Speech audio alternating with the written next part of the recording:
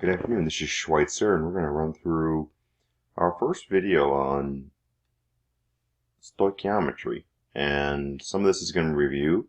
We intentionally weave quite a bit of this into previous stuff, so that's not all brand new at once. And this first section, of course, is going to be review. Just manually, can I convert moles to particles? What is a mole? Obviously, or maybe not so obviously, a mole and a number of particles, they're the same thing. Moles means numbers of particles. In fact, it means, well, 1 mole of a particle equals 6.022 e to the 23rd particles. And again, kids, when they hear this, sometimes it makes them squirm a little bit, not super comfortable, but they don't really know what it means. So I just would point out that a particle could be an atom. Let's say particles of gold, Au. Well, these are atoms, individual atoms. They're not molecules. An ion, you might see like how many calcium 2+ ions. They're still atoms, but we would just maybe call them ions sometimes. Molecules could be something as simple as, let's say, O2. Technically, that's a molecule. H2O, how many molecules do we have? You might even see something called a formula unit, okay? You might even see someone refer to a formula unit kind of like a molecule, which I don't think is super uncommon. Let's say NaCl. Now, this is a bulk crystal. It doesn't really form a molecule, so for someone to say how many molecules of NaCl do you have, not really accurate. But a formula unit, they're basically saying is, okay, what is that one little repeatable? How many of those little repeatable units do we have? And I'm sure I'm guilty of calling it a molecule as well. But technically, formula unit. But either way, you get the idea. So 1.5 e to the 23rd molecules to moles. So this is just a linear proportion, and we of course want to be getting very proficient at showing our work and converting from one unit to another, because it's going to be in this chapter pretty much everywhere. So 1.5 e to the 23rd. I want to get rid of the molecules and go to moles. This is just my relationship, which I have right here.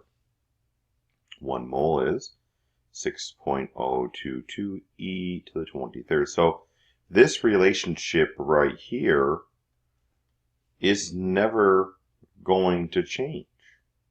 It's either going to be the ones on top or the ones on the bottom, depending on how you want to cancel your units out. Do you multiply by Avogadro? We often refer to this guy as Avogadro's number. Avogadro's number. Avogadro. Okay, so in this situation, so it's like, okay, well, in this case I'm dividing. Okay, I have 2 sig figs here, so I would like to have 2 sig figs in my answer. 1.5 e to the 23rd divided by 6.022 e to the 23rd, and I get 0.249. Now again, sometimes I don't always do all the calculations on this screen, but it's important that you can use this E button on your calculator and you can run the math. 0.249 will cut off right here for sig figs, so it's going to be 0.25 moles. Okay. Let's try another one here. Again, if that one is comfortable for you, try this one on your own. Pause the video, try it out. Alright, 2.244 moles. Get rid of moles. And go to, now this happens to be a formula unit. I guess a little FU there. Alright, apparently that's kind of cool. 1 mole equals 6.022 e to the 23rd formula units. Okay. Now we're going to multiply across here. So keep in mind when you're multiplying exponents, you may not do a ton of this math, but it's this number times the base unit here. let's do that. And you're going to get 2.244 times 6.022 e to the, well, let's just go times the 2.22. And you're going to get 13.5. So it's just important to review some of that math there. That's 13.5. I want one more sig fig 1. And if you just multiply the base numbers, then it just, the exponent just stays the same. Or this could be 1.351 e to the 24. You could plug the whole number in your calculator if you want as well. Alright, so 1 mole of hydrogen of water is how many molecules? Okay. So I'm going to give myself a little more room here. Okay, and I'll run it down here. Alright, so again, pause the video. Try this one out. Okay. Got a little wrinkle here. See if you can do that one without watching the video. Okay, so we have 1.5 moles of H2O. Get rid of moles and go to molecules. 1 mole is 6.022 e to the 23rd. Okay, 1.5 times 6.022 equals about 9. You should probably could estimate that. So this is going to be 9.0 e to the 23rd. Do you believe that is correct? 9.03, so we'll go 2 sig figs, 9.0. Okay, so now what about this next part? How many atoms? Okay. Well, this is H2O molecules. So get rid of molecules and go to atoms. 1 molecule contains how many atoms? 3. Alright, now let's just estimate this one. What's 3 times 9? 3 times 9 is 27. So my answer is 27 e to the 23rd atoms. Okay. Well, we rounded this in the middle here. Just in the end, actually, technically, we, scientifically and mathematically don't round till the end. But, it is what it is. And I think this is a pretty good number right there. Next question. All right, so mass to moles. Okay, so on this guy here, calculate the molar mass of the following. Okay, so we have 4 different substances here, and let's take a moment. And what is this? How do we convert back and forth? Well, mass is tough because things weigh differently. So we need a relationship between mass and number of particles. So we call this the molar mass, which is the mass of 1 mole. There's also a thing called a molar volume, which you could probably guess is the volume of 1 mole. More practical for gases, but less common. So how do we get this guy? Again, this is review. We have off the periodic table. You can add up the molecular weights of these things. So take a moment. I'm going to pause the video. Take a moment. I'm going to grab the periodic table and add these up. Okay. Figure out how much they weigh. Hopefully you've had an opportunity to add this up. So let's just kind of walk through this quickly, and then we'll show you. You can try them on your own if you're confused. But so we want the molar mass of this guy. So the molar mass of this guy is just the atomic weight, and on this guy here, you'll see is right there, 1.00794. Pretty accurate. We don't need that usually to the level of accuracy, so just use 1. So 1, and there's 2 of them is equal to 2 grams per mole. Now keep in mind, this means nothing. It's like going 80, miles per hour. How far did you go? You didn't go anywhere. You have a molar mass is 2 grams per mole. How many moles do you have? You don't have any. If you have 1 mole, then you have 2 grams. You have a half a mole, you have 1 gram. If you have 2 moles, you have 4 grams. So this is just a ratio, and you should be very keen on that. That doesn't mean it's a flipper. It flips between these two. All right, this guy is 1, and there's 2 of them, and this guy here is 16. So we have 18 grams per mole.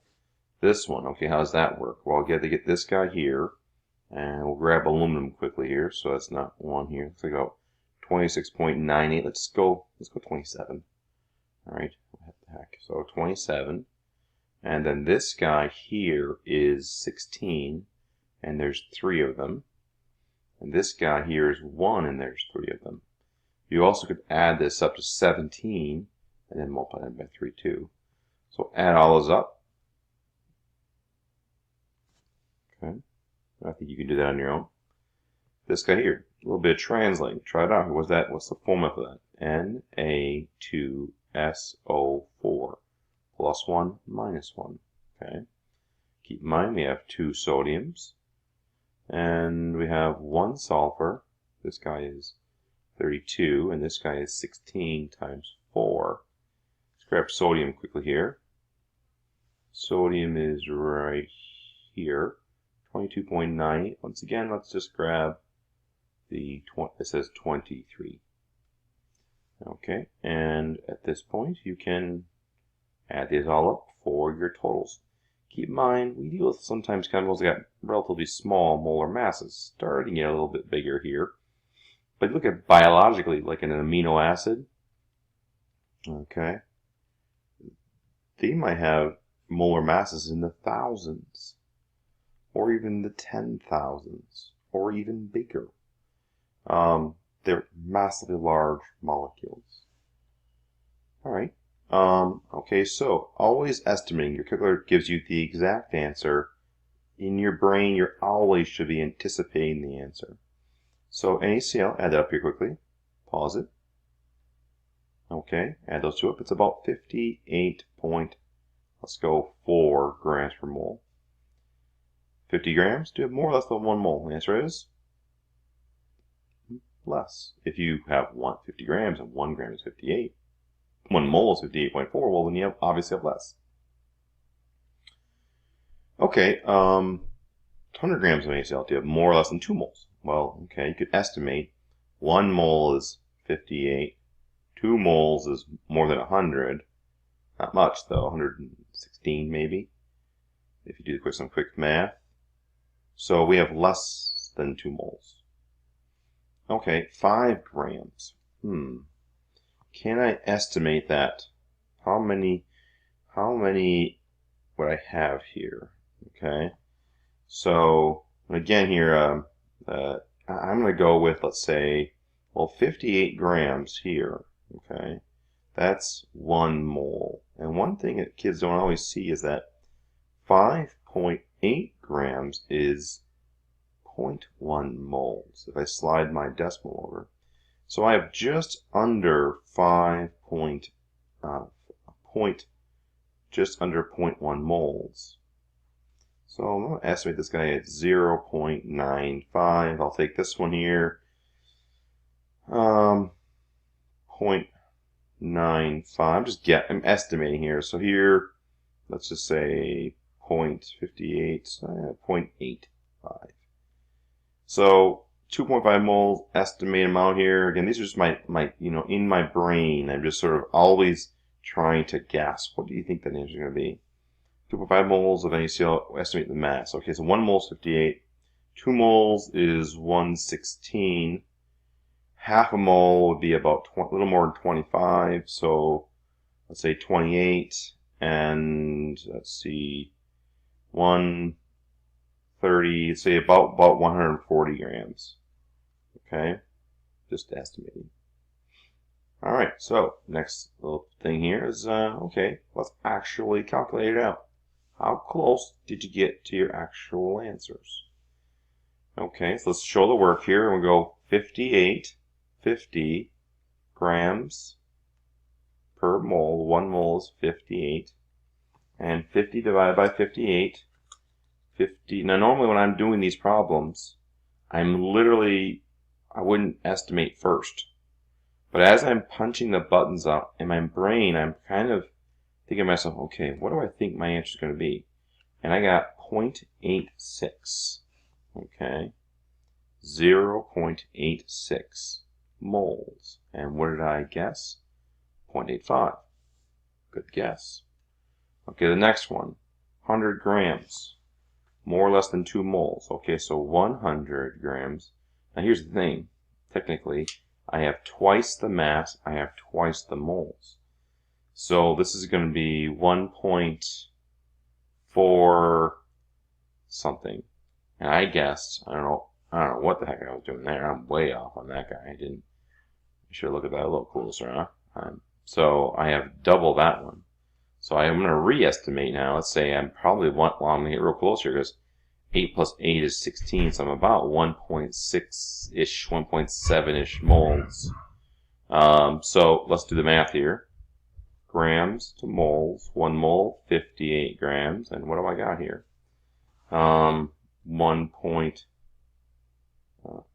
100 divided by 58 equals 1.72. 1.72 moles. 5 grams. 5 grams. Grams to moles. 1 mole, 58. And 5 divided by 58. 5 divided by 58 is 0.086. Alright. 0.086. And what do I estimate on this one? Less than a tenth. Less than 0.1. Oh, that's a bummer. I was off by quite a bit there. I meant 0.1, which is less than 0.1, so that means I was actually just got my decimal screwed up, which is a common problem. 0.095.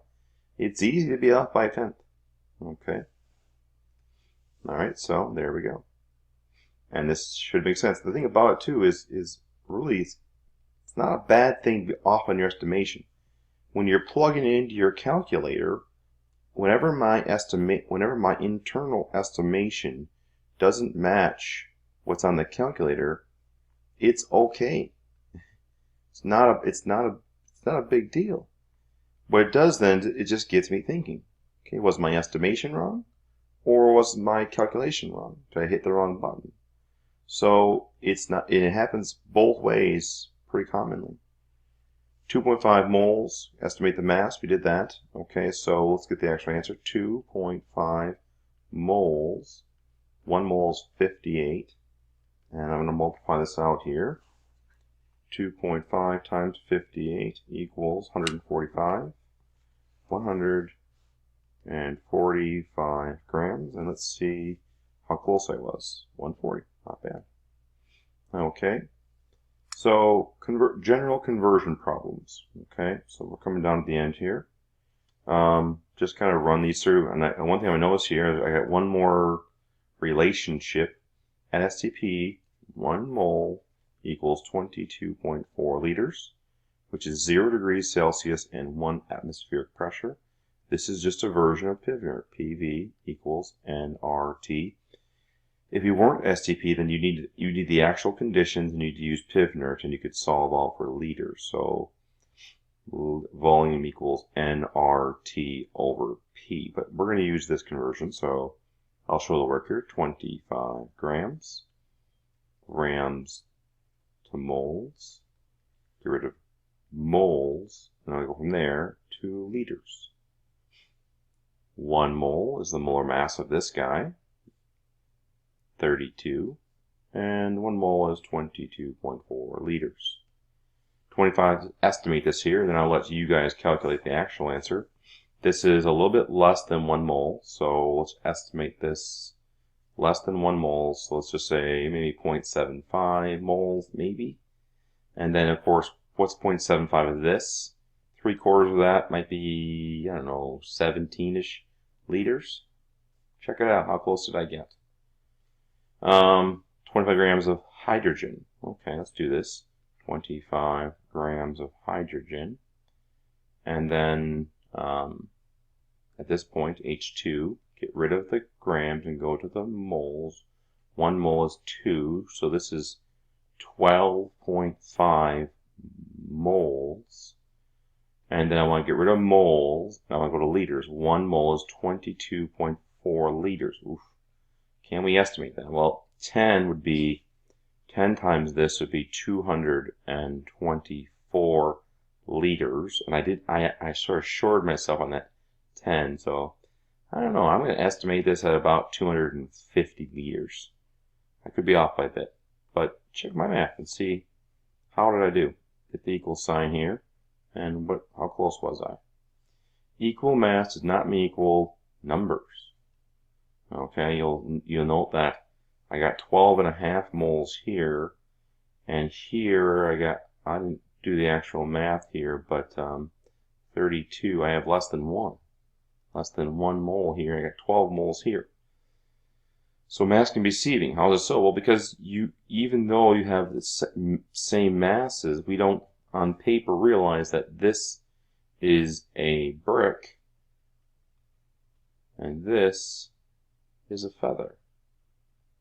And our chemical reactions you'll see coming up don't work off mass. They work off numbers of particles. And they don't care how much they weigh as much. So we use mass for us is simply a means to count. We use it to count. We weigh them, we count them that way, but other than that, we really don't use the mass too much.